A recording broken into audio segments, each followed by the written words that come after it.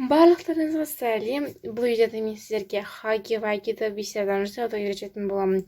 Ол үшін бізге 3 түсті бисер керек.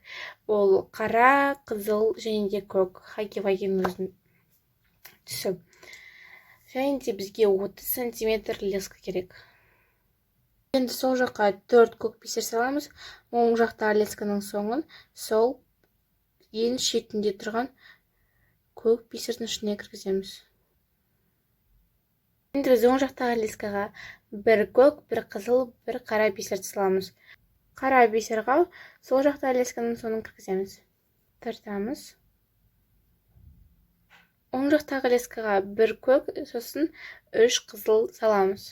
Бұл лескамен, мен ұстап тұрған лескамен көк бисердің ішіне кіргіземіз.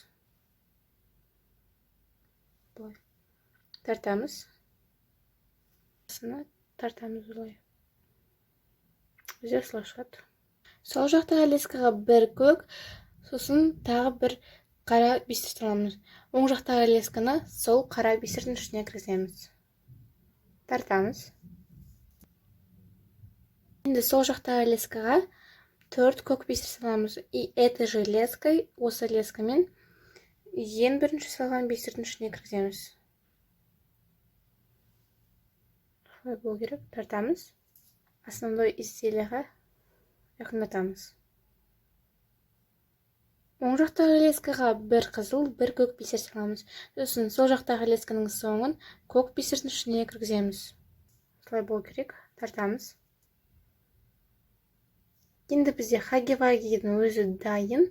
Енді біз шеткі жақтарындағы сақинаның өзін дайындау керекпіз. Ол үшін оң жақтағы лескаға 2 бисер, сол жақтағы лескаға 1 бисер салу керекпіз. Сосын оң жақтағы лесканы мынау тұрған шетінде тұрған қара бисердің ішіне кіргіземіз. Солай болу керек. Енді тартамыз. Тағы да солай қайталаймыз.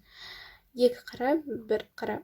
Сосын екіншісінде тұрған бисердің ішіне кіргіземіз. Крестик болып шығады. Сосын тартамыз. Осындай плетениемен ең соңына дейін саусағымыздың пішініне қарай біз осылай тоқимыз. Осы қаратын тоқыған сияқты. Қазір саусағым пішініне қарай жасадым. Енді бұл сақинаны бітіру үшін соңына 2 дана бисер саламыз. Бұл жақтағы лесканы мынау ең бірінші салған бисердің ішіне кіргіземіз. Мынау тұрған бисерға. Тартамыз. Тарттық. Енді тура солай екінші жақпен де қайталаймыз. Мынау бисердің ішіне кіргіземіз. Тартамыз. Енді біз оны кеммен 3 рет байлаймыз. Сонда бізде осындай хаги-ваги шығады, қараңыздар. Өте милый. Сіздерге менің видеома ұнаса лайк басып, комментарий жазып кетіңіздер. Және де менің жаңадан шыққан видеоларымнан қалып қоймау үшін подписка жасап, колокольчикті басып кетіңіздер. Ал мен сіздермен қоштаспаймын. Келесі кездескенше сау болыңыздар.